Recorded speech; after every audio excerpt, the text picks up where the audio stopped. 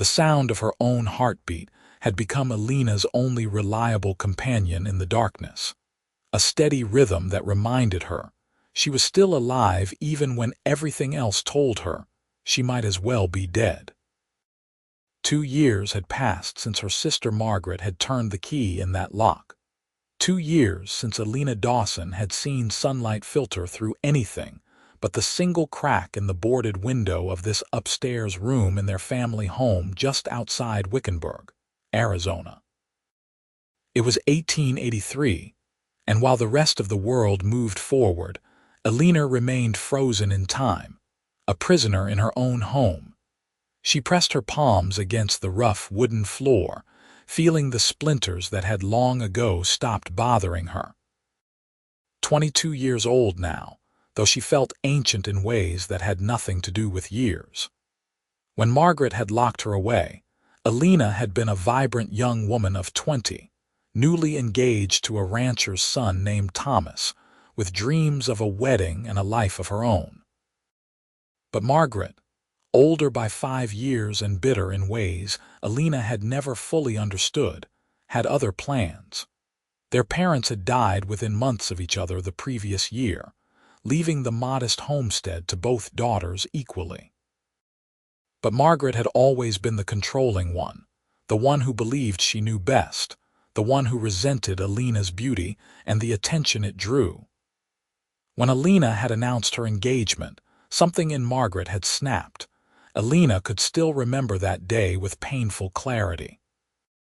Margaret had asked her to help retrieve something from the spare bedroom upstairs, the room that would become Elena's prison. The moment Elena had stepped inside, Margaret had shoved her hard, sending her sprawling. Before Elena could recover, the door had slammed shut and the key had turned in the lock. "You are not leaving me," Margaret had said through the door, her voice cold and final. "You are not abandoning this house for some man. You will stay here where you belong."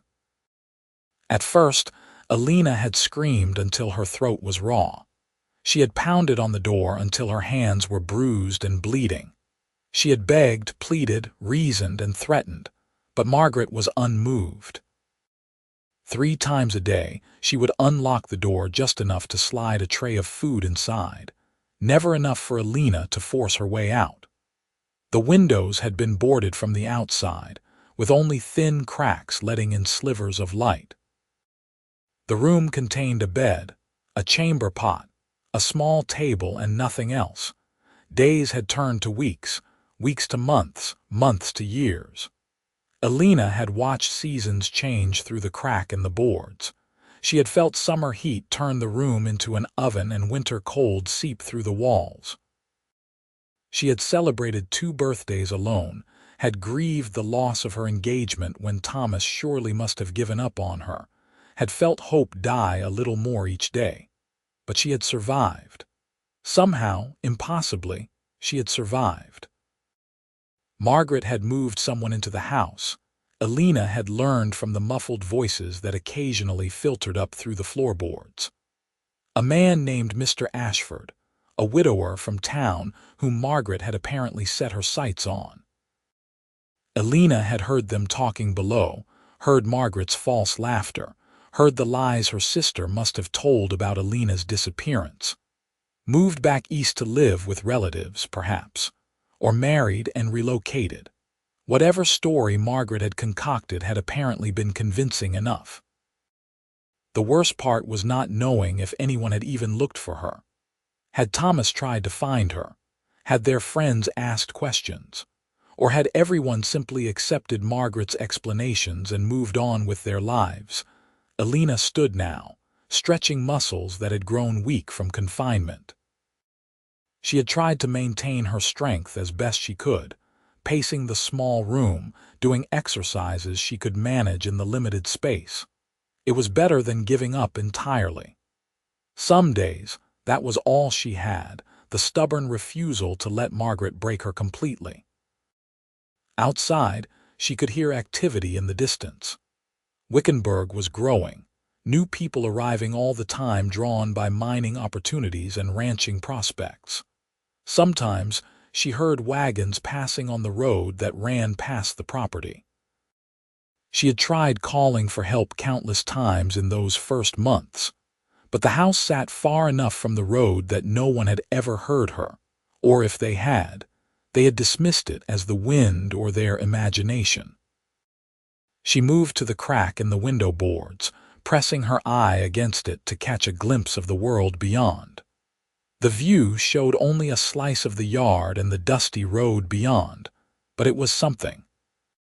She watched a hawk circle in the brilliant blue sky, free in a way she could barely remember being. A sound from downstairs made her tense. Footsteps, but not Margaret's familiar tread. These were heavier, distinctly masculine. Mr. Ashford, perhaps, though he rarely came upstairs. The footsteps moved through the house below, and then she heard voices, too muffled to make out words. Elena had long ago stopped hoping that anyone would find her. Hope was a luxury she could not afford. It hurt too much when it was inevitably crushed. But still, some small part of her that refused to die entirely wondered, every time she heard unfamiliar sounds, if perhaps this time would be different. The footsteps faded, and she turned away from the window.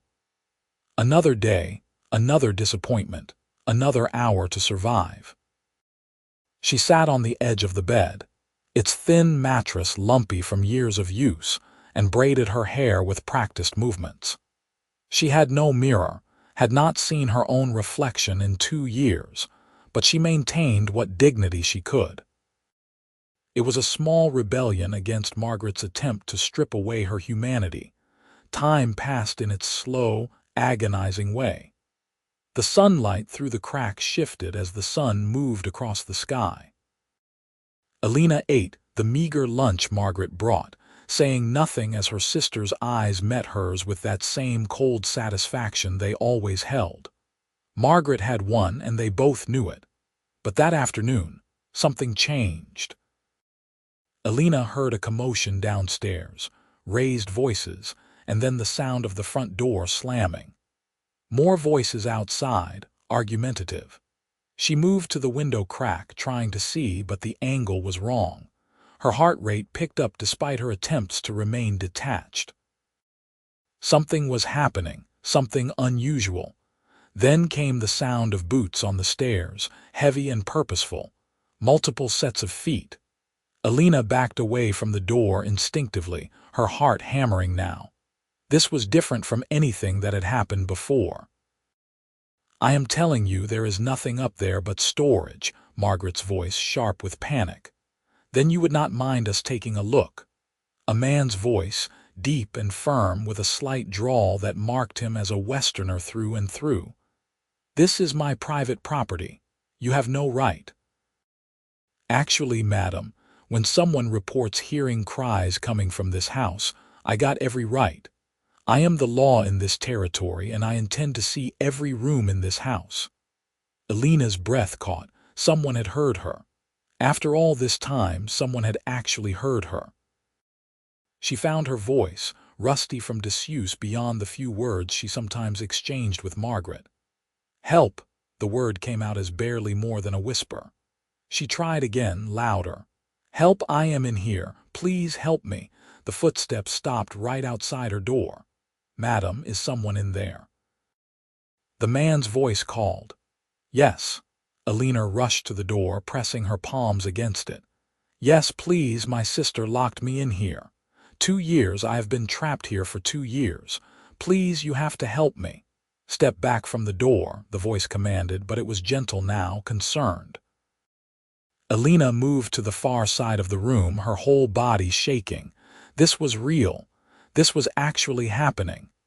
"You cannot do this," Margaret was saying, her voice rising to a shriek.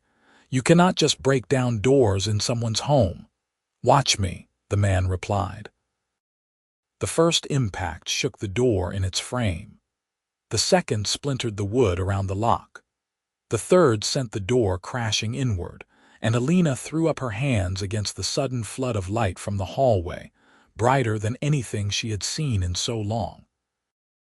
Through her squinted eyes, she saw a silhouette in the doorway, a tall figure backlit by the afternoon sun streaming through the hallway window. As her eyes adjusted, the figure resolved into a man, broad-shouldered and strong, with dark hair and eyes that widened in shock as they took in her condition. "Dear God," he breathed. Elena tried to speak, but her legs gave out. She had dreamed of this moment countless times, but now that it was here, her body did not know how to respond. The man moved quickly, crossing the room in 2 long strides and catching her before she hit the floor. His arms were strong and steady, and Elena found herself looking up into a face that was handsome in a rugged, weathered way. He could not have been much older than 30, with a strong jaw shadowed by stubble and eyes that held both authority and compassion. A silver star was pinned to his vest. "A marshal, then. I have got you," he said quietly. "You are safe now. I promise you, you are safe." Elena wanted to believe him, but safety was a concept she had almost forgotten. She was aware of how she must look, filthy and thin, her dress hanging off a frame that had lost weight it could not afford to lose. Her hair, once her pride, hung in a braid that had not been properly washed in weeks. Marshal Flynn. Another man appeared in the doorway, older and graying. "Lord have mercy.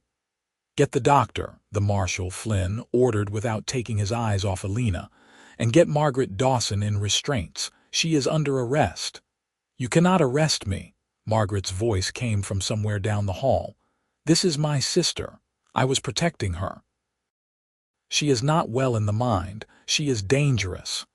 "The only danger I am seeing is you, madam," the Marshal's voice hardened. "Deputy, I gave you an order." "Yes, sir." Footsteps retreated down the stairs, and then it was just Elena and the Marshal in the room that had been her entire world for 2 years. He was still holding her, supporting her weight as if she weighed nothing at all. "Can you stand?" he asked gently. Elena nodded, though she was not certain it was true. He helped her to her feet slowly, keeping one arm around her waist for support. Her legs trembled, threatening to give out again, but she locked her knees and forced herself to remain upright. "My name is Marshal Wyatt Flynn," he said. "I need to get you out of this room, but I want to make sure you are steady first. Can you tell me your name?" "Elena," she managed, her voice sounding strange to her own ears. "Elena Dawson." "Elena," he repeated, and somehow the way he said it made it sound like a promise. "I am going to get you out of here and somewhere safe. Can you walk? Or should I carry you?" Pride warred with practicality. Elena had not walked farther than the length of this small room in 2 years. The stairs would be a challenge she was not sure she could meet. "I can try," she said, because she refused to be weak even now. "That is all anyone can ask," Marshal Flynn said. He kept his arm around her as they moved toward the door, and Elena felt the unreality of it all wash over her. She was leaving the room. After 2 years, she was actually leaving. The hallway beyond was overwhelmingly bright, and she had to close her eyes against it. Marshal Flynn seemed to understand, slowing his pace and giving her time to adjust. When she opened her eyes again, the world had resolved into recognizable shapes. The hallway she had walked 1,000 times before her imprisonment, now looking slightly different, slightly unfamiliar. They moved toward the stairs, and Elena looked down the steep descent with trepidation. Marshal Flynn noticed her hesitation. "I am going to carry you," he said, and before she could protest, he had swept her up into his arms as if she weighed no more than a child. Elena should have been embarrassed, but she was too overwhelmed to care. She turned her face against his shoulder, breathing in the scent of leather and sage and the outdoors, smells she had almost forgotten existed.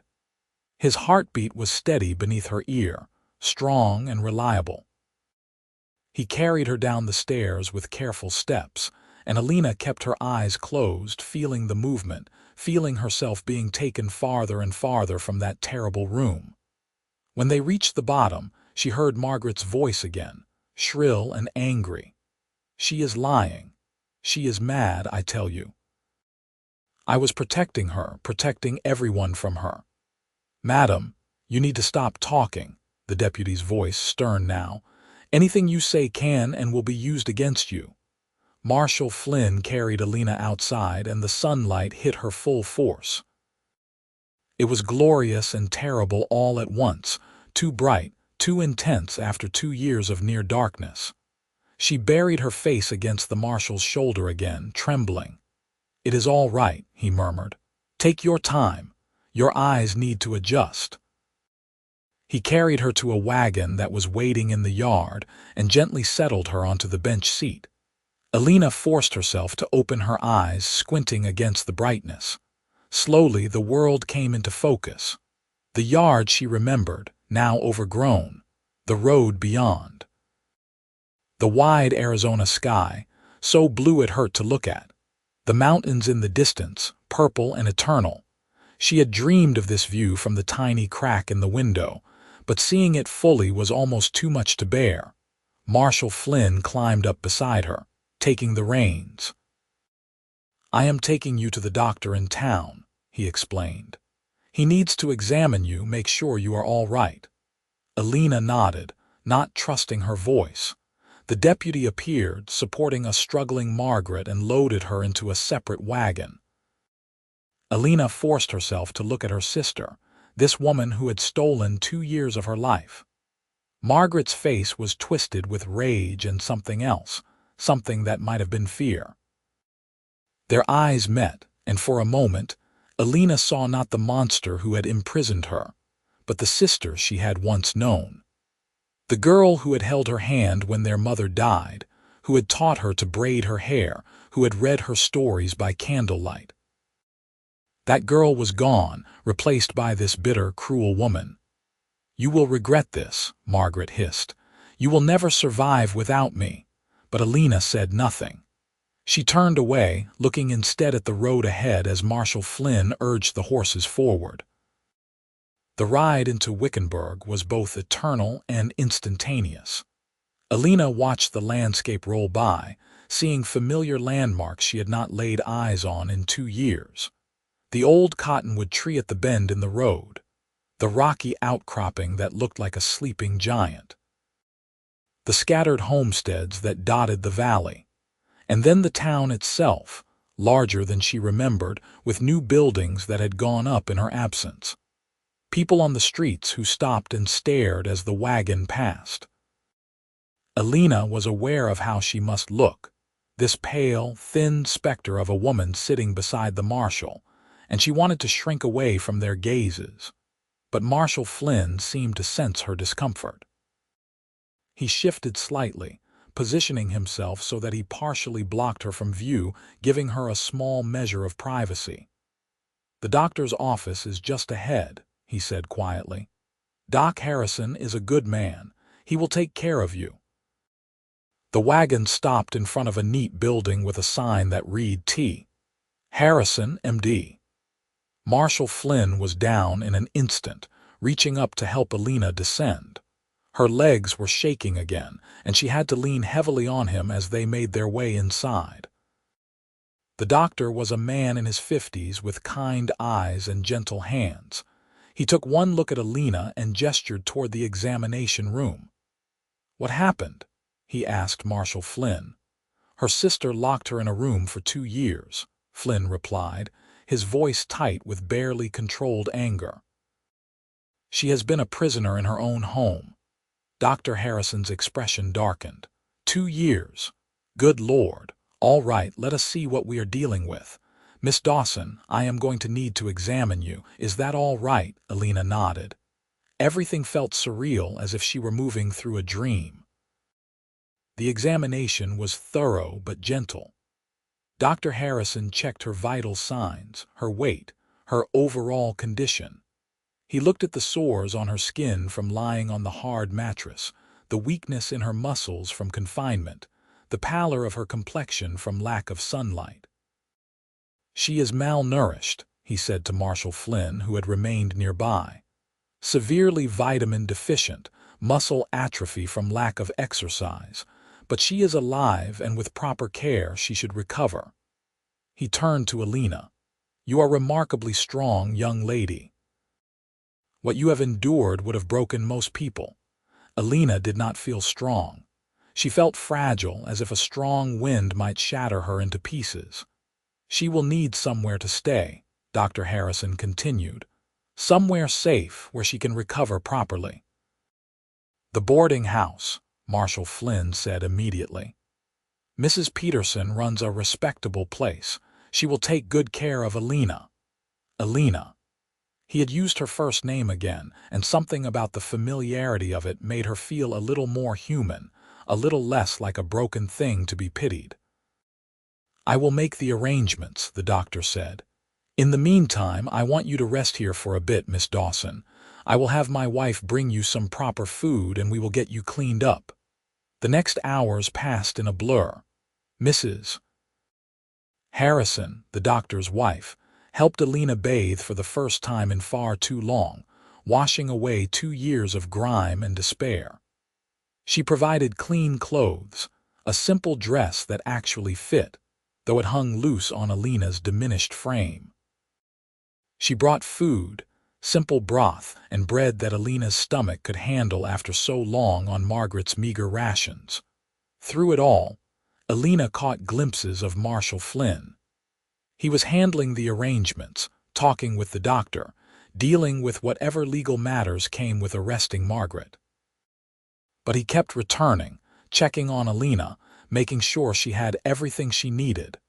As evening approached, he appeared at the door of the room where Elena was resting. I have got a room ready for you at Mrs. Peterson's, he said. Whenever you are ready, I will take you there. Elena stood, her legs still weak but more stable than before. I am ready now. The boarding house was a comfortable 2-story building on Main Street. Mrs. Peterson was a plump, motherly woman in her 60s who took one look at Elena and immediately ushered her inside with a stream of sympathetic clucking. You poor dear, she said, leading Elena up the stairs to a small but clean room. Do not you worry about a thing. You are safe here. The room had a real bed with clean sheets, a window with curtains that could be opened or closed at will, and a door with no lock. Elena stood in the center of it, turning slowly, taking it all in. Will this do? Marshal Flynn asked from the doorway. It is perfect, Elena whispered. He nodded, seeming satisfied. I will be by tomorrow to check on you. If you need anything before then, anything at all, you send for me. Mrs. Peterson knows where to find me. Marshal Flynn, Elena said as he turned to leave. He looked back at her and she struggled to find words adequate to what she needed to express. Thank you for hearing me, for coming, for breaking down that door. You saved my life.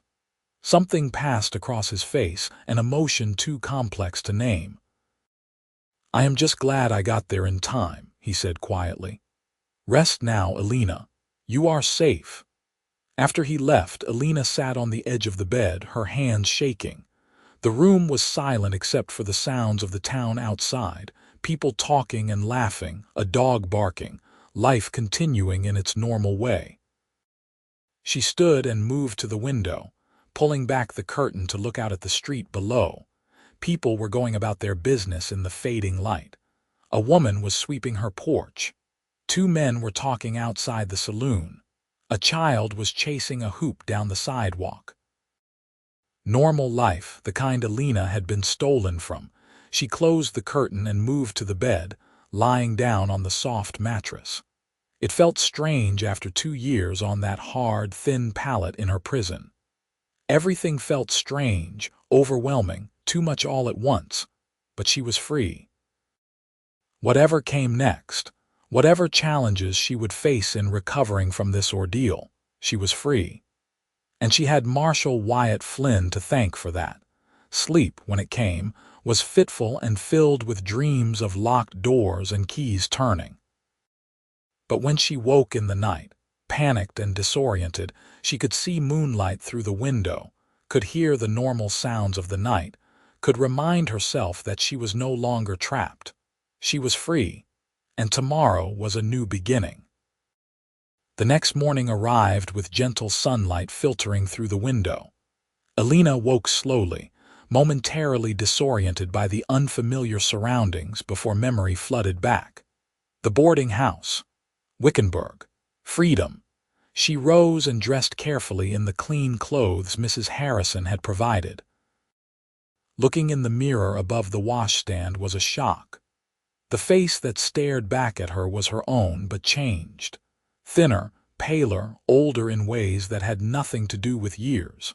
Her hair, once thick and lustrous, hung lank around her face. Her eyes held shadows that she suspected might never fully fade, but she was alive, and that would have to be enough. A knock at the door made her jump, her heart racing before she reminded herself that she was safe here. "Miss Dawson," Mrs. Peterson's voice. "I've got breakfast ready downstairs if you are feeling up to it." Elena opened the door, managing a small smile. "Thank you. I will be right down." The dining room held 3 other boarders who looked at Elena with barely concealed curiosity as she entered. She kept her eyes down, taking a seat at the end of the table, accepting the plate of eggs and toast that Mrs. Peterson provided. "Now then," Mrs. Peterson said firmly, looking at her other boarders, "I will not tolerate any gossip or gawking in this house. Miss Dawson is a guest here, same as all of you, and she deserves respect and privacy. Is that understood?" The others nodded, though Elena could still feel their eyes on her. She ate quickly, managing only half of what was on her plate before her stomach protested. She was rising to excuse herself when the front door opened and Marshal Flynn entered. He removed his hat, nodding to Mrs. Peterson. "Morning, madam. I was hoping I might have a word with Miss Dawson if she is feeling up to it." "Of course, Marshal. You can use the sitting room." Elena followed him into the small parlor, her heart beating faster. In the daylight, she could see him more clearly than she had the day before. He was indeed handsome, with strong features and eyes the color of dark honey. He carried himself with an easy confidence that spoke of a man comfortable with his authority. "How are you feeling this morning?" he asked once they were seated. "Better," Elena said, and it was mostly true. "Still adjusting. I imagine it will take some time." He leaned forward, resting his forearms on his knees. "I need to ask you some questions if you are up to it, for the official record and for the trial. Trial. Of course there would be a trial." Elena nodded. "What do you need to know?" Over the next hour, Marshal Flynn gently but thoroughly questioned her about the last 2 years. How Margaret had imprisoned her, how she had been treated, every detail that Elena could remember. It was painful to recount, bringing back the fear and desperation and endless monotony of those days, but Elena forced herself through it. Marshal Flynn took notes, his expression growing grimmer as the story unfolded. "And there was no one else in the house?" he asked. "This Mr. Ashford you mentioned never came upstairs." "Not that I know of. I heard him sometimes, but I do not think he knew I was there. We have talked to him. He claims he had no idea that Margaret told him her sister had moved away. He is pretty shaken up by the whole thing." "What will happen to Margaret?" Elena asked, not certain what answer she wanted to hear. "She is being charged with unlawful imprisonment, among other things. With your testimony, she is looking at significant prison time." He paused. "I know she is your sister." "If you do not want to press charges, no," Elena interrupted firmly. "She needs to face justice for what she did, not just for me, but to make sure she never does this to anyone else." Marshal Flynn nodded approvingly. "That is very brave of you." "I do not feel brave," Elena admitted. "I feel terrified. Of everything. Being out in the world again, facing people, trying to figure out what comes next. I do not even know if I have a home anymore, or any money, or anything." The house belonged to both of you, according to the property records, Marshal Flynn said. Margaret cannot sell it or dispose of it without your consent, which she obviously did not have. It is still half yours. Elena thought of that house, with its terrible room upstairs, and shuddered. I do not think I can ever go back there. You do not have to decide anything right now. Focus on recovering your strength. Everything else can wait. He stood, and Elena rose with him. I will be checking in regularly, both as part of the investigation and because I want to make sure you are doing all right. You do not have to do that, Elena said. You have already done so much. I want to, he said simply, and there was something in his eyes that made Elena's breath catch. He left, and Elena returned to her room, her mind whirling. She spent the rest of the day in a haze of exhaustion and overwhelming emotion. Mrs. Peterson brought her lunch and dinner, both of which she picked at without much appetite. As night fell, she found herself at the window again, watching the town settle into evening. A figure on the street below caught her attention. Marshal Flynn, making his evening rounds, checking doors and windows of the businesses along Main Street. He moved with a purposeful stride, nodding to people he passed, the embodiment of law and order in this frontier town. As if sensing her gaze, he looked up. Their eyes met across the distance, and he touched the brim of his hat in acknowledgement.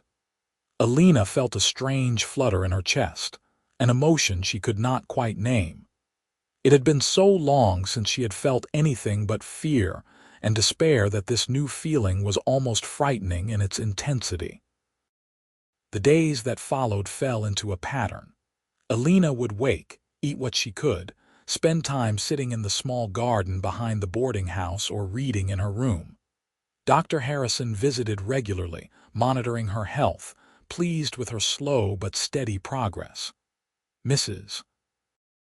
Peterson fussed over her, bringing special dishes to tempt her appetite, encouraging her to take short walks around the neighborhood. And Marshal Flynn came by every day, sometimes with official questions, more often just to check on her. They would sit in the parlor and talk, conversations that ranged from her progress to his work to life in Wickenburg, to anything and everything. Elena learned that he was 28 years old, originally from Texas, and had been marshal in Wickenburg for 3 years. He had come west after the war, too young to have fought in it, but old enough to have been shaped by its aftermath. He had lost his parents to fever when he was 20, and had drifted for several years before finding his calling in law enforcement. I like helping people, he said one afternoon as they sat in the garden, making things right when they have gone wrong. That is why I became a marshal. You are good at it, Elena said. You saved me. I wish I had found you sooner, he said, and there was genuine pain in his voice. When I think about what you went through, what your own sister did to you, it makes me furious. Being angry will not change the past, Elena said quietly. I have to find a way to move forward. How do you do that? He asked. How do you not let it consume you? Elena was quiet for a moment, considering. I am not sure yet. Some days I am so angry I can barely breathe. Other days I just feel numb. But I am alive, and that is something. I refuse to let Margaret take anything else from me. Marshal Flynn looked at her with an expression that was part admiration, part something deeper. You are the strongest person I have ever met. I do not feel strong. Strength is not about not being afraid or hurt. It is about continuing on despite the fear and hurt. And you are doing that. Their conversations became the highlight of Elena's days. She found herself looking forward to his visits, to the sound of his voice, to the way his eyes crinkled at the corners when he smiled. It was terrifying and wonderful all at once, this growing attachment to him. She had thought, during her imprisonment, that she would never feel anything for anyone again. But Marshal Wyatt Flynn was proving her wrong. 3 weeks after her rescue, Dr. Harrison declared her well enough to venture into town properly. Marshal Flynn offered to escort her, and Elena accepted, her nerves jangling at the prospect of facing the wider world. They walked down Main Street together, Elena acutely aware of the people staring, the whispers that followed in their wake. Margaret's trial had been the talk of the town, and everyone knew who Elena was and what had happened to her. "Hold your head up," Marshal Flynn murmured. "You have nothing to be ashamed of." Elena tried, but it was hard. She felt exposed, vulnerable, as if everyone could see right through her to the broken thing she was inside. They stopped at the general store, where the proprietor, Mr. Jenkins, greeted them with a combination of sympathy and curiosity. "Miss Dawson, it is good to see you out and about," he said. "Terrible thing what happened to you, just terrible. If there is anything I can do, anything at all, you just let me know." "Thank you," Elena managed. She purchased a few small items, things she needed for her room, hyper-aware of the other customers watching her. When they left the store, she was trembling. "You did well," Marshal Flynn said. "I feel like I am going to be sick." "That is understandable. It will get easier." They continued down the street, stopping at a few more shops. Each interaction was a small ordeal, but Elena forced herself through them. Marshal Flynn remained at her side, a steady presence, stepping in when conversations became too intrusive, guiding her away when she looked overwhelmed. They ended up at the small cafe at the end of Main Street, and Marshal Flynn suggested they stop for coffee. They sat at a table by the window, and Elena wrapped her hands around the warm cup, grateful for something to do with them. "Thank you for coming with me today," she said. "I could not have done it alone." "You are stronger than you think," he replied. "But you do not have to do everything alone. I am here, Elena, for as long as you need me." There was something in the way he said it, a weight of meaning that went beyond simple kindness. Elena looked up, meeting his eyes, and saw the truth there. He cared about her, this man who had broken down her prison door, cared about her in a way that went beyond duty or pity. Her heart was racing, and she did not know what to say. It had been so long since anyone had looked at her with anything but horror or sympathy. But Marshal Flynn looked at her with warmth, with respect, with something that might have been affection. "Wyatt," she said, using his first name for the first time. "I do not know what to say." "You do not have to say anything," he replied. "I just wanted you to know. I am not going anywhere." The trial began a week later, and Elena had to face Margaret in court. It was one of the hardest things she had ever done, sitting in the witness stand and recounting her ordeal while her sister stared at her with cold, unrepentant eyes.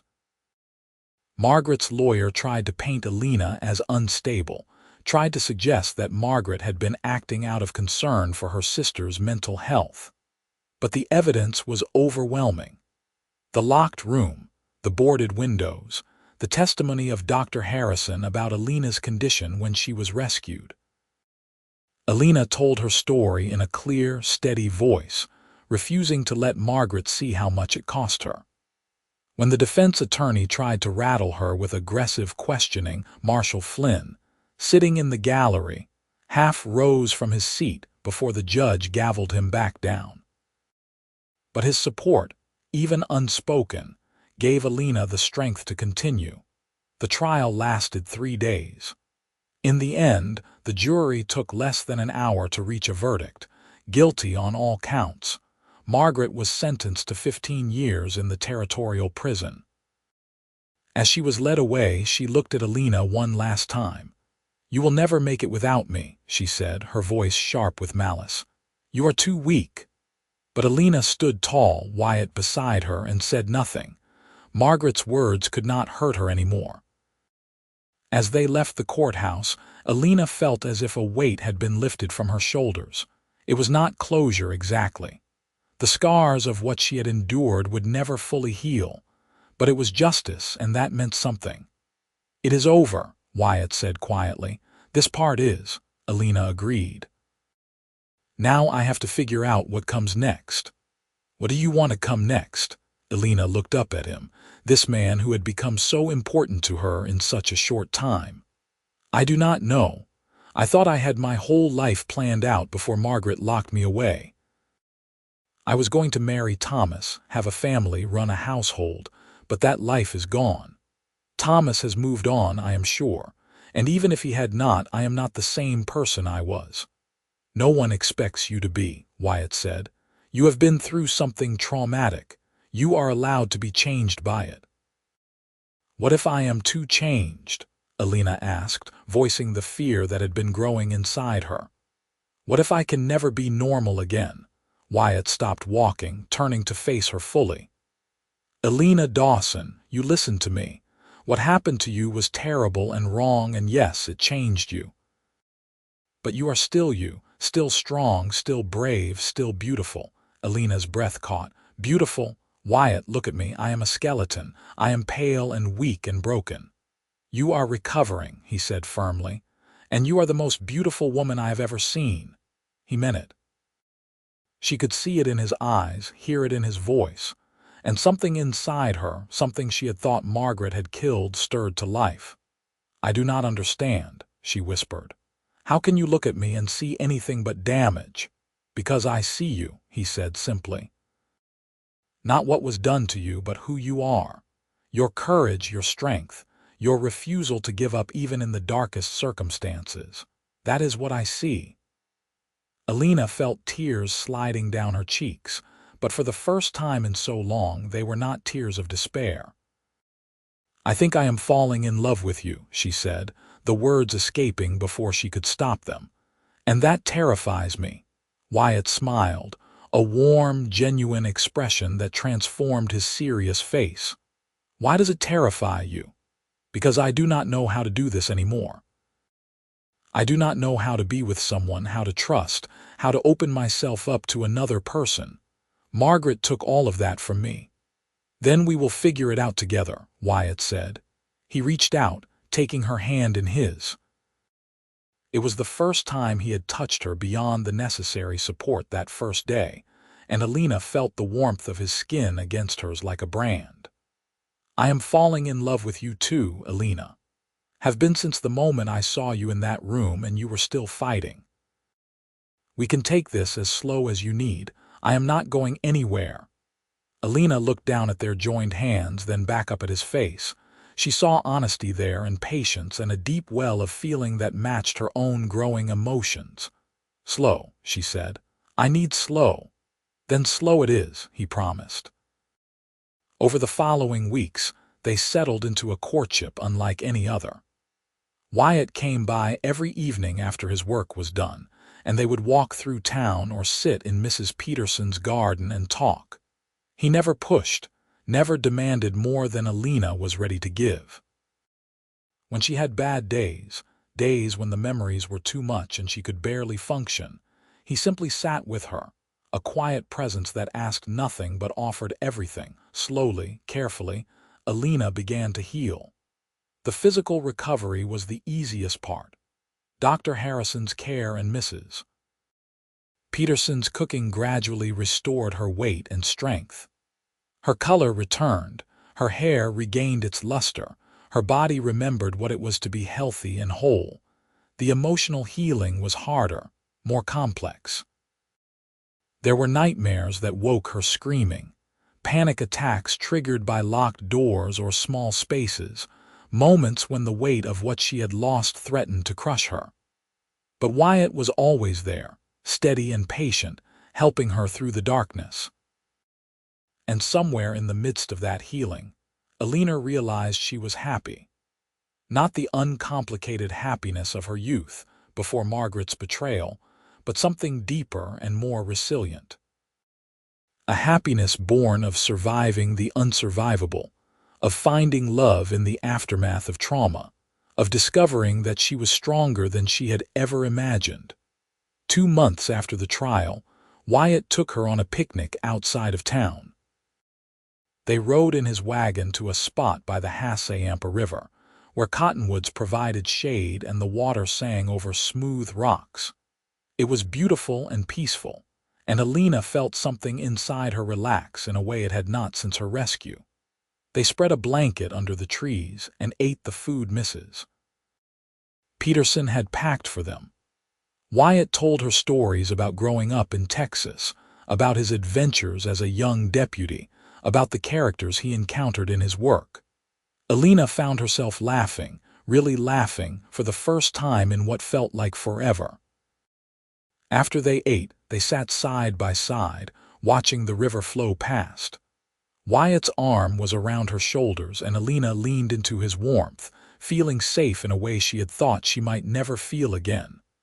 "Elena," Wyatt said quietly, "I know it has not been long, I know you are still healing. But I need you to know something." She looked up at him, her heart racing. "What is it?"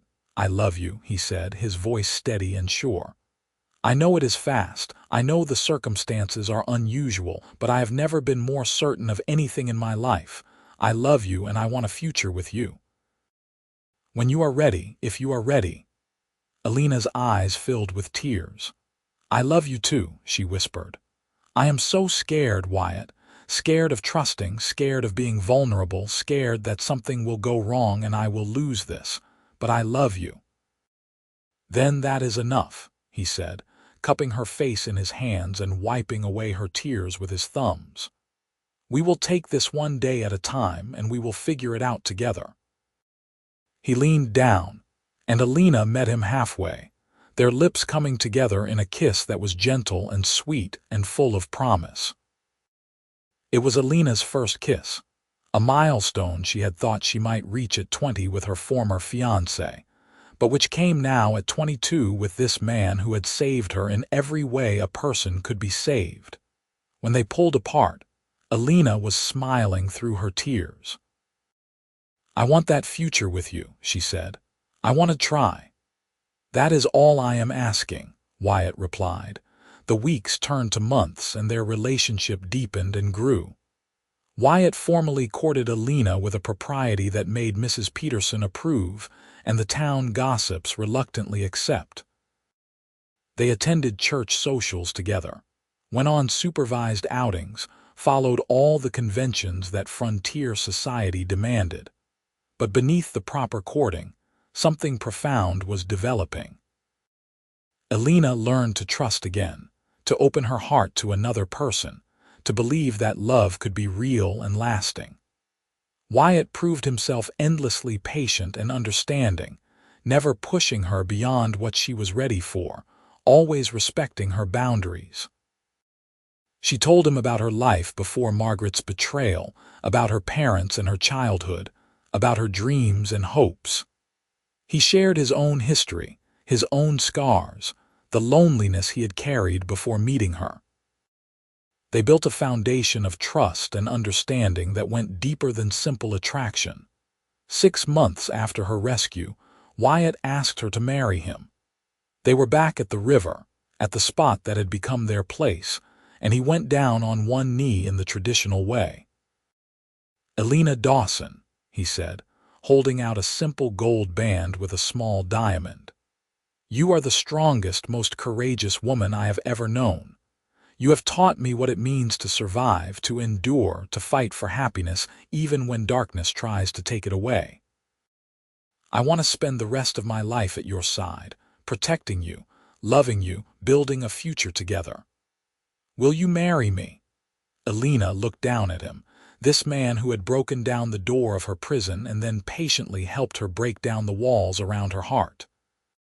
She thought about the girl she had been before, the one who had said yes to Thomas without understanding what love really meant. She thought about the woman she had become, forged in darkness but refusing to let it define her. "Yes," she said, her voice strong and clear. "Yes, I will marry you." Wyatt slipped the ring onto her finger and stood, pulling her into his arms and kissing her with a passion that took her breath away. Elena kissed him back, pouring all her love and hope and determination into it, sealing their promise to each other. They were married 3 months later, in the spring of 1884, in Wickenburg's small church.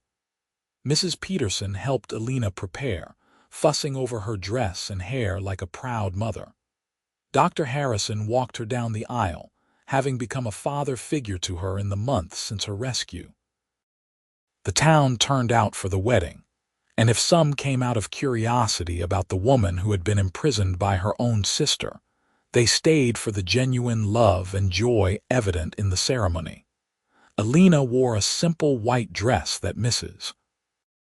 Peterson had helped her sew, with lace at the collar and cuffs. Her hair was arranged in soft curls, and she carried a bouquet of wildflowers that Wyatt had picked himself that morning. She had gained back the weight she had lost, and color had returned to her cheeks.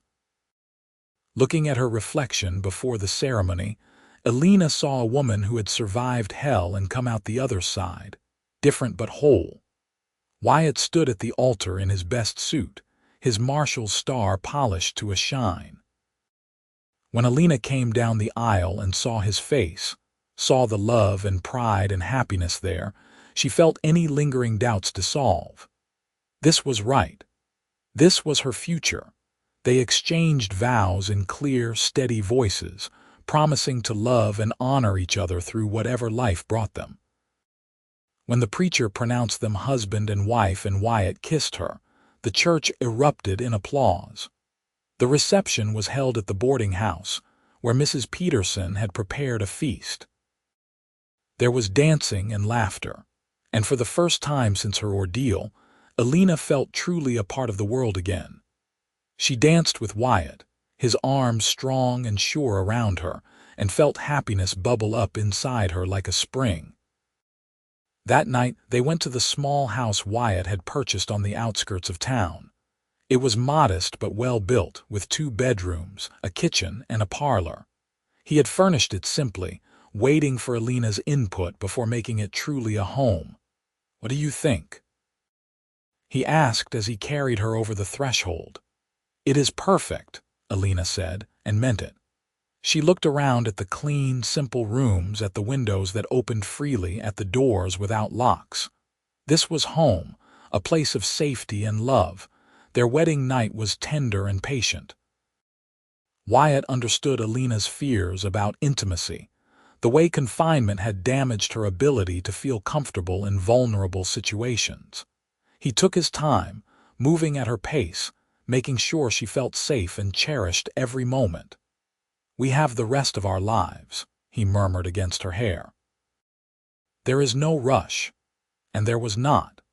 They learned each other slowly, building physical intimacy with the same care they had built emotional trust. It was not always easy. Elena had moments of panic, times when she felt trapped even in Wyatt's loving embrace. But he was patient, and she was determined, and together they found their way. The months that followed were the happiest of Elena's life. She threw herself into making their house a home, sewing curtains and planting a garden and learning to cook the meals Wyatt loved. She made friends in town, slowly building a social circle despite the lingering whispers about her past. She attended church socials and joined the ladies' sewing circle and gradually became part of the community. Wyatt continued his work as marshal, and Elena worried about him when he dealt with dangerous situations, but she also saw how much he loved what he did. He was good at his job, fair and firm, and the town respected him. She felt proud to be his wife, to be the woman he came home to every night. There were still hard days. Days when the memories were too much, when Elena woke from nightmares sweating and screaming, when she could not stand to be in small spaces, or when locked doors sent her into panic attacks. But Wyatt was always there, holding her through the fear, reminding her that she was safe, that she was loved. A year after their wedding, Elena realized she was pregnant. The news filled her with a complex mix of joy and terror. She had wanted children, had dreamed of being a mother, but the prospect of being responsible for a tiny, helpless life was daunting. Wyatt was over the moon when she told him. He picked her up and spun her around, laughing with pure delight. "We are going to have a baby," he said, wonder in his voice. "A real family." "Are you ready for this?" Elena asked, needing reassurance. "With you, I am ready for anything," he replied. The pregnancy was not easy. Elena struggled with sickness in the early months, and her memories of confinement made the physical limitations of pregnancy difficult to bear. But Dr. Harrison monitored her carefully, and Wyatt doted on her, doing everything he could to make her comfortable. As her belly grew, Elena felt a shift inside her. The baby moving, yes, but also something deeper. A sense of purpose, of moving fully into the future rather than living in the shadow of the past. This child would be a symbol of everything she had survived, everything she had overcome. A new generation, untouched by Margaret's cruelty. In the fall of 1885, Elena went into labor. It was long and difficult, and there were moments when she was terrified. But Wyatt was there, holding her hand, encouraging her, and Dr. Harrison was calm and competent. When the baby finally arrived, a healthy boy with a lusty cry and a thick shock of dark hair, Elena held him and wept with joy. "He is perfect," Wyatt said, his own eyes wet as he looked down at his son. "Absolutely perfect." They named him Matthew David Flynn, Matthew for Wyatt's father and David for Elena's. He was a beautiful baby, healthy and strong, and Elena fell completely in love with him from the first moment. Motherhood transformed Elena in ways she had not expected. The fierce protectiveness she felt for Matthew, the overwhelming love, the determination to give him a life full of safety and joy, all of it healed something deep inside her.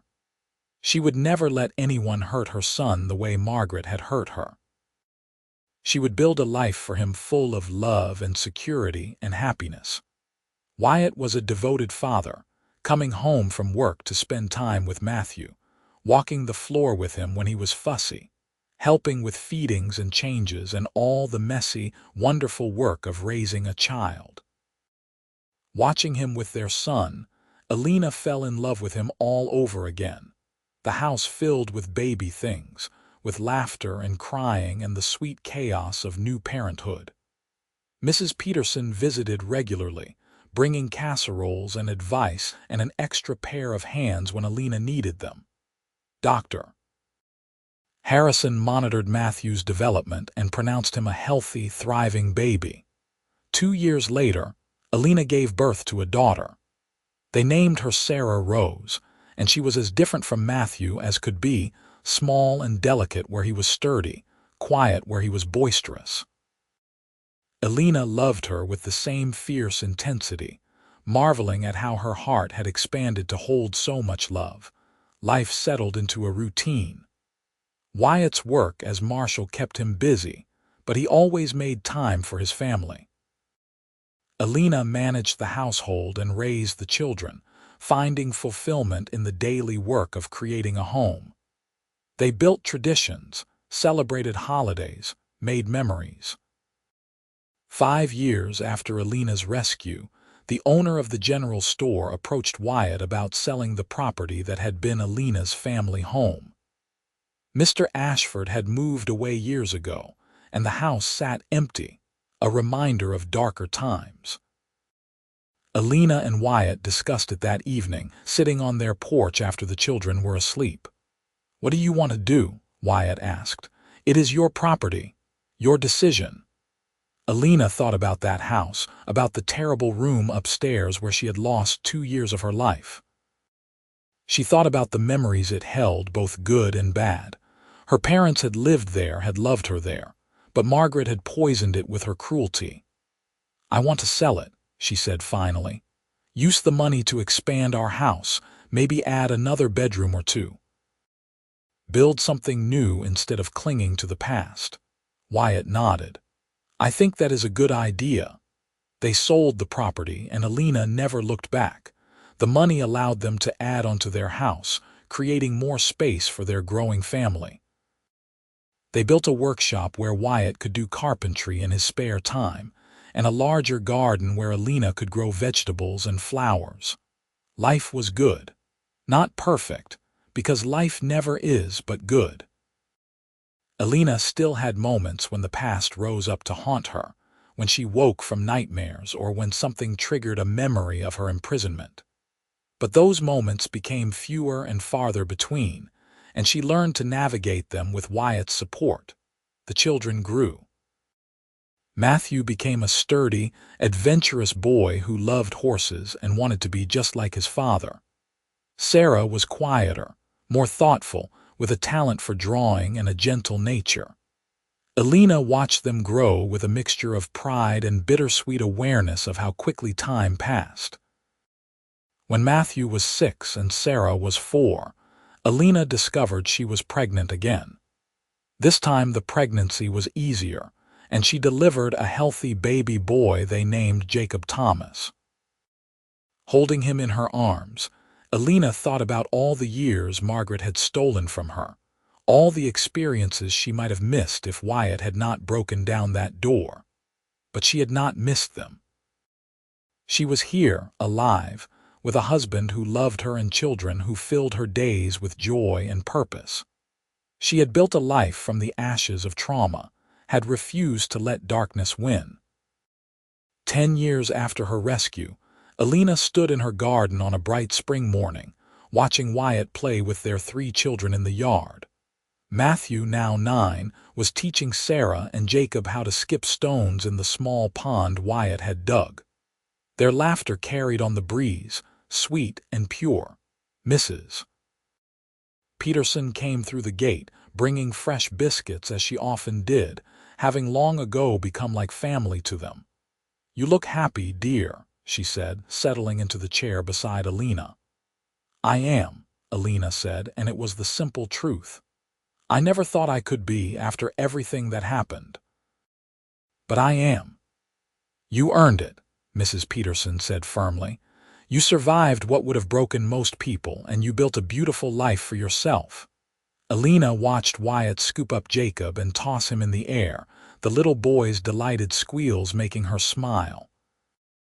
"I could not have done it without him, without all of you, really.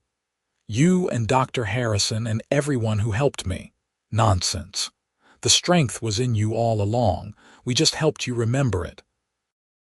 That night, after the children were asleep, Elena and Wyatt sat together on their porch, watching the stars come out over the Arizona desert. Wyatt's arm was around her shoulders and Elena leaned into his warmth, comfortable and content. "You ever think about that day?" Wyatt asked quietly. "When I broke down the door, sometimes," Elena admitted. "But not as much as I used to. It is part of my story, but it is not the whole story anymore." "What is the whole story?" Elena thought about it, looking out at the life they had built together. "Survival," she said finally, "and love. And choosing to move forward instead of staying trapped in the past. Margaret thought she could break me by locking me away, but instead she just taught me how strong I really am. And then you came along and showed me that strength does not mean doing everything alone. It means letting people in, trusting them, building something together." Wyatt kissed her temple. "I am glad I found you. I am glad you heard me," Elena replied. "I am glad you broke down that door." "I would do it again in a heartbeat," he said, 1,000 times over." They sat in comfortable silence, watching the stars, and Elena felt peace settle over her like a blanket. The past would always be part of her, would always have shaped who she became, but it did not control her anymore. She had taken back her life, had built something beautiful from the ruins, and she would never let anyone lock her away again. 15 years after her rescue, Elena stood in the church where she and Wyatt had married, watching Matthew graduate from school. He was 18 now, a young man with his father's strong jaw and his mother's determined eyes. He planned to join Wyatt as a deputy, to follow in his father's footsteps in law enforcement.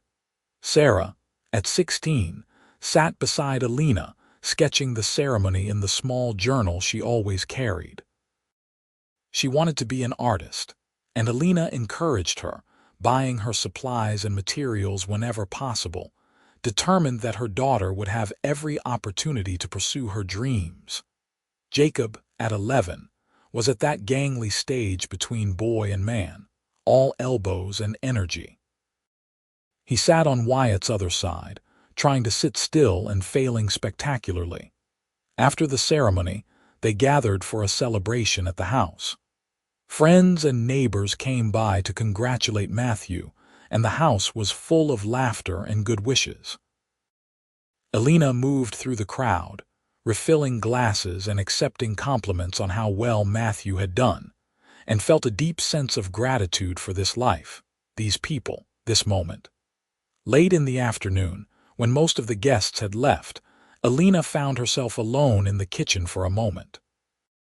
She stood at the window, looking out at the yard where Wyatt was showing Jacob some wrestling moves while Matthew and Sarah watched and laughed. A sound at the door made her turn. Dr. Harrison stood there, white-haired now and leaning on a cane, but still sharp-eyed and kind. "I wanted to say goodbye before I left," he said. "It was a lovely celebration." "Thank you for coming," Elena said, moving to give him a hug. "Thank you for everything, really. You saved my life as surely as Wyatt did." "You saved yourself," Dr. Harrison said. "I just patched you up." "The healing, the real healing, that was all you." "I had help," Elena insisted. "The best kind," he agreed, gesturing out the window to where Wyatt was now being tackled by all three children at once, laughing as they piled on top of him. "You two built something special here, Elena. Never forget that." After he left, Elena went outside to join her family. Wyatt looked up as she approached, and the smile that spread across his face made her heart flutter even after all these years. "Come save me," he called. "I am being attacked by wild ruffians." Elena laughed and waded into the pile, and soon they were all tangled together, laughing and wrestling in the grass. In that moment, surrounded by the people she loved most in the world, Elena felt nothing but joy. 20 years after her rescue, Elena stood in the same spot by the Hassaampa River where Wyatt had first proposed to her. She was 42 now, her hair threaded with silver, lines at the corners of her eyes from years of laughter and sun. But she felt beautiful, because Wyatt looked at her the same way he had when she was 22 and broken and afraid. They came here every year on their anniversary, leaving the children with Mrs. Peterson for the day and spending time in the place that held so many memories. 20 years, Wyatt said, sitting beside her on the blanket. "Can you believe it? Some days it feels like yesterday," Elena said. "Other days it feels like a lifetime ago." "Any regrets?" Elena thought about it seriously because Wyatt deserved an honest answer. "About us, not a single one. About what happened before, what Margaret did, I regret that I lost those 2 years. I regret that I carry those scars, but I do not regret who I became because of it. The woman I am now, the strength I found, the appreciation I have for freedom and love and family, all of that came from surviving what I survived." "You are remarkable," Wyatt said, pulling her close. "You know that, right? Absolutely remarkable." "We are remarkable," Elena corrected. "Together. That is what makes it work."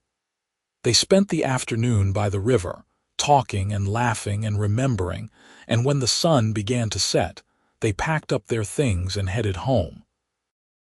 Home to the house they had built together, expanded over the years to accommodate their growing family and their growing dreams. Home to Matthew, now working as a deputy and courting a nice girl from town. Home to Sarah, preparing to leave for an art school back east, the first in their family to pursue higher education. Home to Jacob, growing into a thoughtful young man with a talent for mechanics and engineering. As they pulled up to the house, Elena saw all 3 of their children on the porch, waiting for them. Behind them, Mrs. Peterson waved from the doorway. "Welcome home," Matthew called. Elena climbed down from the wagon and looked at the scene before her, this life she had built from nothing, this family that was hers. Wyatt came to stand beside her, taking her hand. "Welcome home," he echoed quietly, and Elena squeezed his hand in response. She was home. After 2 years of imprisonment, after months of recovery, after decades of building a life worth living, she was finally, fully home. And it was more than she had ever dreamed possible. The years continued to pass, each one bringing new challenges and new joys. Matthew married his sweetheart, Annie, and gave Elena and Wyatt their first grandchild, a little girl named Emma who had Elena's eyes and Wyatt's smile. Sarah went to art school and came back with a portfolio of stunning drawings and paintings, eventually opening a small studio in Wickenburg, where she taught children and sold her work. Jacob apprenticed with a mechanic in Phoenix and came back full of ideas for improvements to farming equipment. Elena watched her children grow and thrive, and felt a deep satisfaction in seeing them pursue their dreams without fear or limitation. She had given them the freedom that had been stolen from her, and they were using it to build beautiful lives. Wyatt eventually retired as marshal, turning over his badge to Matthew, who had proven himself more than capable. He spent his retirement working with his hands, building furniture and fixing things around the house, content to be near Elena and their growing family. On Elena's 50th birthday, the whole family gathered for a celebration. Matthew and Annie brought Emma and their new baby boy, David. Sarah came with her fiancé, a kind man who appreciated her art and her independent spirit. Jacob brought sketches of a new invention he was working on, eager to show his father. Mrs. Peterson, now in her 80s but still spry, helped Elena prepare food. Dr. Harrison, retired but still sharp, regaled the grandchildren with stories. The house was full of noise and laughter and love. That evening, after everyone had gone home and it was just Elena and Wyatt again, they sat on their porch in the chairs they had worn smooth over the years. 50 years old, Elena mused. Half a century. "You do not look a day over 49, Wyatt teased, and Elena laughed. "I have been thinking," she said, turning serious, "about everything that happened, about Margaret and what she did and how it changed my life." "What about it? I have forgiven her," Elena said quietly. It was the first time she had said it out loud, though she had been feeling it for a while now. "I do not condone what she did. I do not excuse it. But I have let go of the anger. It was eating me alive, holding on to it, and I do not want to waste any more of my life on her." Wyatt reached over and took her hand. "That is a brave choice." "It is a necessary one," Elena said. "I want to spend whatever years I have left focused on love and family and joy, not on hatred and bitterness." "Then that is what we will do," Wyatt said simply, and they did. Elena's later years were peaceful and full. She delighted in her grandchildren, teaching them to garden and cook and find joy in simple things. She and Wyatt traveled a bit, taking the train to see Sarah when she moved to San Francisco for a few years, visiting Jacob in Phoenix when he opened his own shop. But they always came back to Wickenburg, to the home they had built together, to the life that was theirs. When Elena was 58, she got word that Margaret had died in prison. The warden wrote to inform her, asking if she wanted the body sent back for burial. Elena considered it for a long time, and finally decided to have Margaret buried in the small cemetery outside Wickenburg, next to their parents. She and Wyatt attended the small graveside service, just the two of them and a preacher. Elena looked down at the simple wooden coffin and felt a complicated mix of emotions. Sadness for what might have been if Margaret had not let bitterness twist her into something cruel. Relief that this chapter was finally, fully closed. And yes, forgiveness. "I hope you found peace," she said quietly to the coffin. "I hope wherever you are not angry anymore." Wyatt's hand was warm and steady in hers as they walked away from the grave, leaving the past behind them once more. The years rolled on, gentle and full. Elena and Wyatt celebrated their 40th anniversary, surrounded by children, grandchildren, and even a few great-grandchildren. The house that had started so small had expanded to accommodate family gatherings, and it was never so happy as when it was full of the noise and chaos of their growing family. Elena's health began to decline slowly when she was in her mid-60s. Nothing dramatic, just the gradual slowing that comes with age. Wyatt, 10 years older than her, was already dealing with the aches and pains of his 70s, but he remained devoted to Elena, caring for her as tenderly as he had when they first married. On a spring morning in 1923, 40 years after Wyatt had broken down that door, Elena woke to find the world soft and hazy. Wyatt was beside her, as he had been every morning for 4 decades, and she turned to look at him. "Good morning," he said, smiling at her. "Good morning," she replied, reaching out to touch his face. He was old now, his hair white, his face deeply lined, but to her, he was still the young marshal who had saved her life. They spent the day quietly, sitting in the garden she had tended for so many years, watching their grandchildren play. Matthew came by with his family. Sarah sent a telegram from San Francisco saying she was thinking of them. Jacob brought flowers his wife had grown.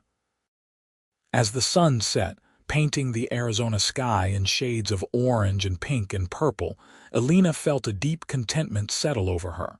She had lived a full life, had loved and been loved, had built something beautiful from the ruins of trauma.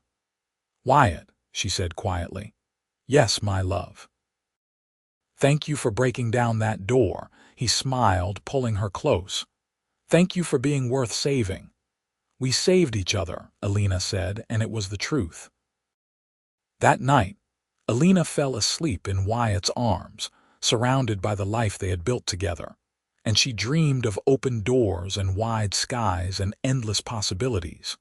She lived another 10 years after that, years full of love and family and the quiet joy of a life well lived. When she finally passed at the age of 76, it was peacefully in her sleep, with Wyatt holding her hand and their children gathered around. At her funeral, the church was packed with people whose lives she had touched. Friends and family, students Sarah had taught, people Matthew had helped as marshal, customers of Jacob's business. The preacher spoke about her strength and courage, about her capacity for forgiveness and love, about the family she had built and the legacy she left behind. But it was Wyatt who spoke the words that mattered most. "Elena was the strongest person I ever knew," he said, his voice cracking with emotion. "She survived things that would have broken most people, and she came out the other side still capable of love, still capable of joy, still capable of building a beautiful life. She taught me what real courage looks like, not the absence of fear, but the refusal to let fear win. And she loved with her whole heart, holding nothing back, giving everything she had to the people lucky enough to be part of her life. I am grateful for every day I had with her, and I will carry her memory with me until we meet again." Wyatt lived another 5 years after Elena's death, years spent with family and memories before joining her in the small cemetery outside Wickenburg. They were buried side by side under a simple stone that read, "Elena and Wyatt Flynn. They built a life of love." Their children carried on their legacy, raising their own families with the same values of strength and compassion and forgiveness that Elena and Wyatt had modeled. The house they had built remained in the family for generations, a symbol of what could be created from the ashes of trauma, a testament to the power of love to heal even the deepest wounds. And sometimes, on quiet spring mornings. People swore they could hear laughter coming from the old Flynn place, the sound of two souls who had found each other against all odds and built something that would last forever.